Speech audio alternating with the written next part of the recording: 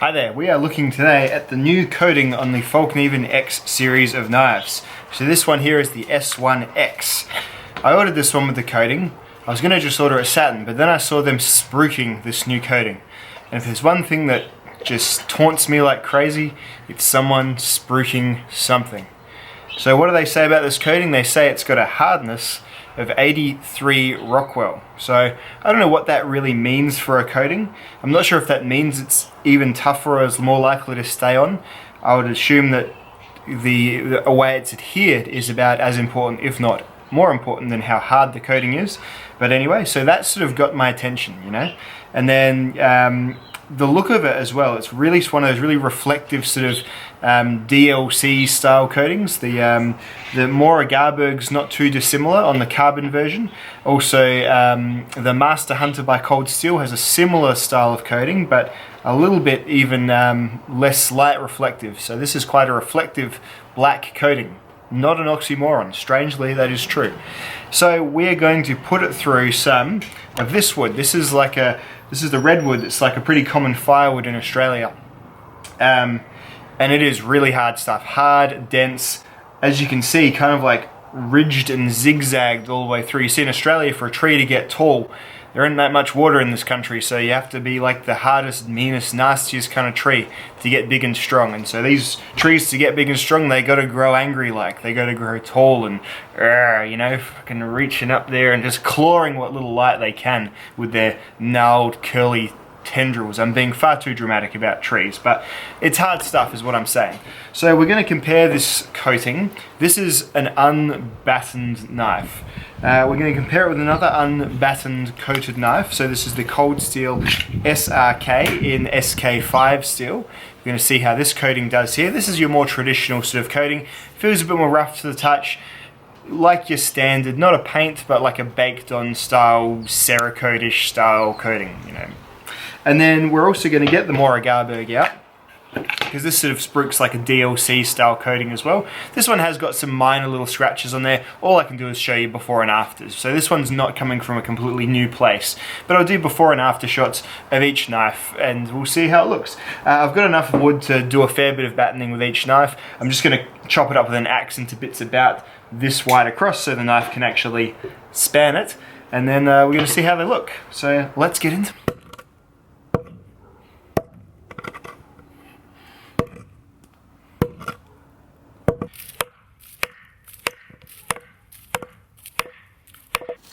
So hopefully this illustrates, this is it's not a huge log, but I probably should have used a slightly bigger axe, because this is just how that grain is. See how it's just zigzaggy, it's horrible.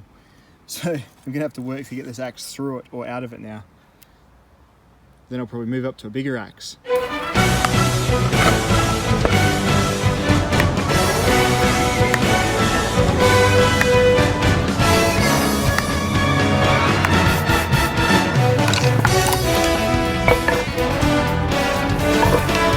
America written.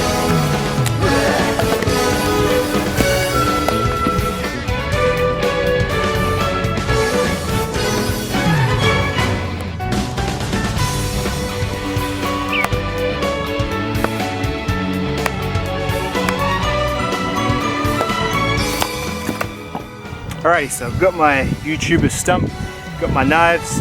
Let's split some of this stock that I've split up with my knives and see how those coatings look afterwards. I'll try and do about the same amount with each. Should give you some idea if it's a good coating or not.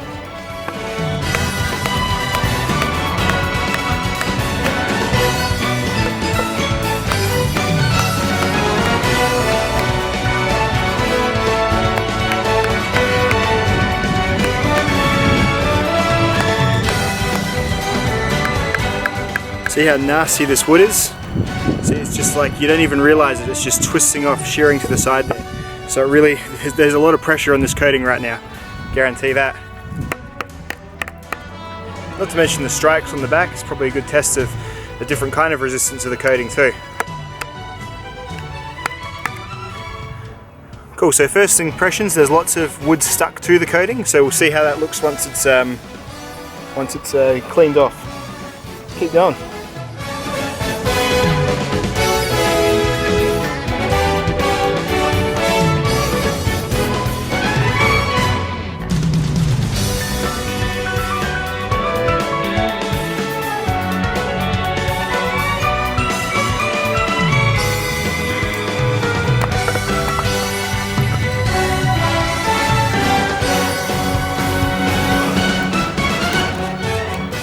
So the wood grain effectively steers off that way pretty much.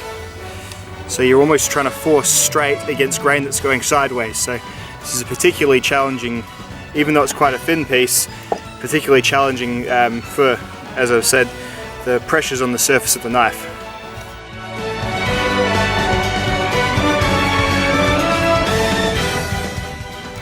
Yep, I don't think I'm going to be able to get through that because it's literally the grain is running sideways for part of it. So I'm just going to get the knife out, and I'm not really doing a batoning test, I'm doing like a coating test. So out you come, I think, knife.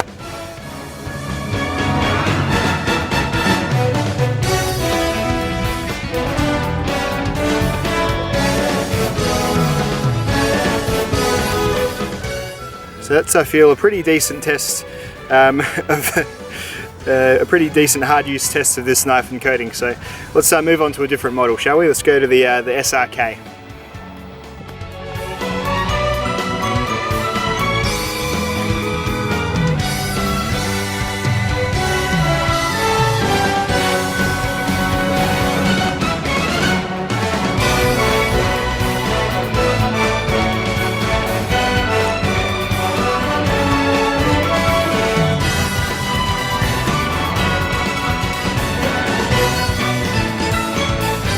You can see on the wood, the coating sort of coming off.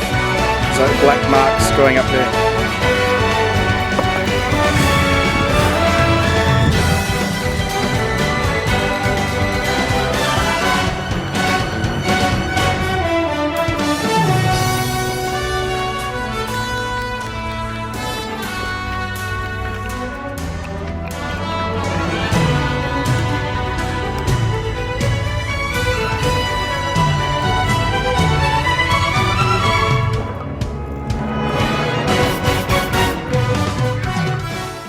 Cool, well, overall, from like naked eye, it actually looks pretty good still.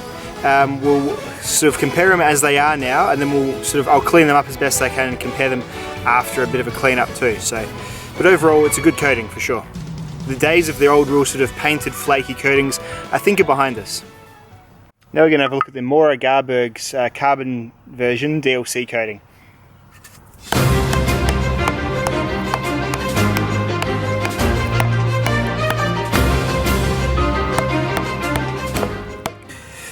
As I said, not testing how good they batten, just testing the coatings themselves.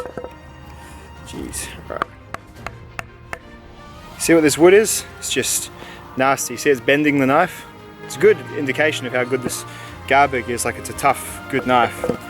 Get a better shot of that actually.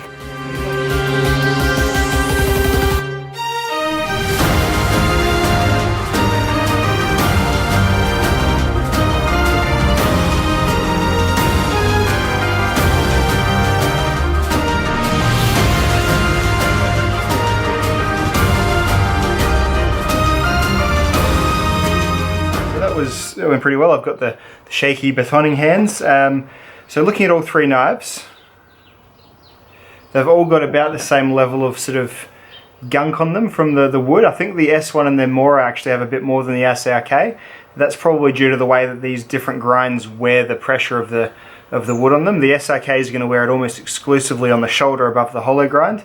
The Mora is going to wear it exclusively on the Scandi grind and on the shoulder above the Scandi, and this is going to wear it where the sort of the convex meets the thickest part of the knife. So let's have a close look. Right, so the SRK is doing the thing that most of these coatings do, is they start to kind of peel off just above the edge. So you can see above the edge that really shiny line. The coating sort of, it starts to almost roll up from there, and that's I've got the same thing happening with my Becker as well. I'll show you that. Just from the incidental use of my Becker knife, my BK9, so you get this here, where the coating sort of retreats up the blade a bit, almost compresses upon itself. Do you see that? So this here, it's kind of smooth and a little bit thicker here because it's been pushed up. So this kind of Cerakote stuff tends to do that just a little bit. So that's what the cold steel is doing. Still, overall, largely protecting the blade, well, entirely protecting the blade still. So you'd have to do a lot more for it to have anything meaningful in terms of loss. The Mora here, so see the Mora's got, remember this had some scratches in it before. I'm not sure if there's any more new scratches or not, but overall it's held up really well. This DLC coating's strong stuff. So there we go. See there, just some slight loss of colour perhaps, like a lightening of the black just there and there, but it'll be interesting once I've given these sort of a WD-40 bath and got all the bits off. So this is the S1. That's sort of holding it in this angle makes it shows you the maximum amount of blackness of the coating, because it's hard to tell when the light's off it, doesn't it? It's very glowy. Anyway, so looking at that, yep, lots of wood stuck to it. Overall, even around the edge, it looks like it's held up really well. In fact, I think all it's done is actually expose the edge away from, because this kind of, the coating kind of went over the edge when I first got the knife, and it made it a little bit, not dull, but less sharp. So I think it might have done that, if anything, but overall looks pretty good. So let's give these a WD-40 bath and try and get all that wood chipping and sap and stuff off and see how they look after that. Cool, so I'm just going to soak them with WD spray for now, then afterwards I'll give them a bit of warm soapy water and the rough side of a sponge. WD spray tends to break up the wax pretty well. Not the wax, the sap.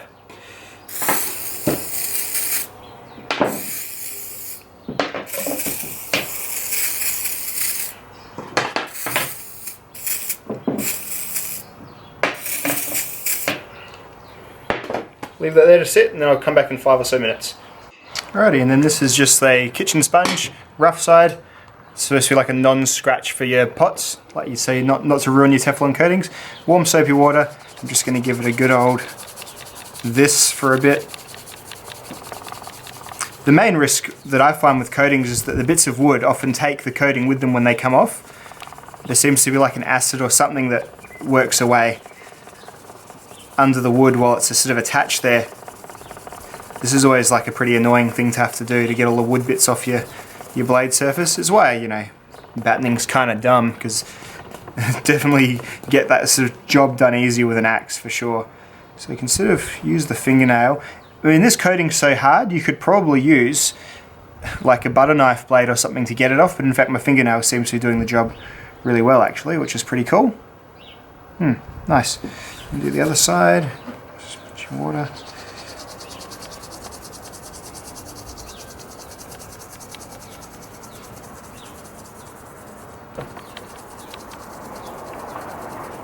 And there's no like black on the sponge or anything, so the coating's not like coming off like paint or anything would. Because sometimes even just using the WD spray and getting off the stuff on the coating can make the coating like thin out and weaken as well, like with your really crappy coatings. So again, just a fingernail. My fingernails are shit because I bite them, because I'm gross. I'm a nervous feller, and yeah, they're still getting it off, so doing the job. Pretty cool. So yeah, pretty easy to clean this coating. That's my first impression of cleaning it. I mean, this isn't a fun job to do, but I reckon I've got all of that shit off now. Yep. And oh yeah, sometimes the spine gets like baton strike. Oh, jeez. Well, I've cut myself. That was always going to happen, wasn't it? Cleaning my knife in a stupid way. So yeah, always got to make sure you get the like the baton stuff off the back as well. I often forget about that. It'd be interesting to compare the spines of them actually, because they each get a fair whacking with the baton as well. Ouch. Cut there. Ugh, what a dumb fuck I am. Oh, anyway, let's just soldier through away. You guys like blood, don't you? Cool. So I reckon a bit more of the coating's peeled off on this Mora, I think. That being said, it was a bit scratchier to begin with as well. I'm gonna have to bandage this, how annoying. Wash it in the detergent, ow, ow, ow, ow. Jeez. Coolest thing is I've got some Fallkniven brand band-aids. How good's that? Oh, they're all wet. God, I'm a moron. Alright. Alright.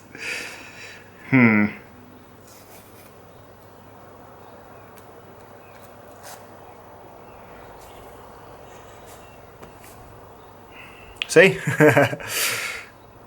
Kind of a cool thing for a company to sell, sort of saying, we have such sharp knives, they're going to cut you when you clean them because you are stupid. I guess they can't sell helmets, can they? Alright. There we go, Fallkniven Band-Aid will do for now. It's definitely going to fall off because it's a bit damp, but... Right, on with the show. It's flapping around there. Now, so this stuff, the wood came off it really easily, but it looks like it's taken a bit more with it. Anyway, that's just first impression. We'll line them up and look at them afterwards. SRK. Alright. So the hardest, I thought this was easy, but that was actually the hardest one to get the stuff off was the S1. The easiest was the Mora, and then about in the middle to actually get the bits of stuff off was the cold steel. So I'll give them a good old wipe down and we'll look at them like as I would sort of put them back in the sheaths. Alright, this is the Mora Garberg. It was a bit scratched at first, but I reckon a bit more has come off just on the blade there. And this is like, if you did this every day, you'd probably notice this eventually. But overall, these coatings are all excellent. Like the days of those flaky paint coatings definitely seem to be gone. This is the S1 Pro, and that's basically perfect still. Along the spine, there's no chips taken out of it. I thought what would get this hard coating was maybe just the impacts of the baton stick, but no, that's just like perfect there as well. I think that's just, yeah, it was just stuff. Pretty darn nice. Yep, not even really any discoloration. Really, really good coating. And the SR has like got visible wear there now, like at the shoulder there. So that'll probably come steely after, you know, probably doing that another 5 or 6 times. But again,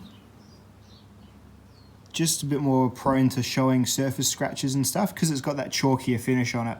And yeah, as I said, it does tend to sort of start to flee up from the edge there. You can see that, that's a pretty good illustration of it there.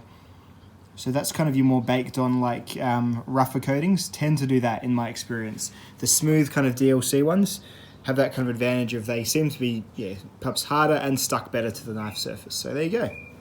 Overall, I would call that an absolute win. Really, for all the knives, they're all done really well. But yeah, there definitely seems to be a pretty good level up in this new coating on the Fallknivens, especially compared to Fallkniven's old coating, which was a bit more of one of those kind of painty ones. So there you go. What do you reckon, Cedric?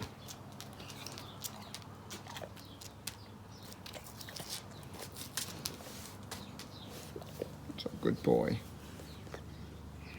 So old. Thanks for watching, dudes, and I'll see you all in the next video. Goodbye now. Bye-bye.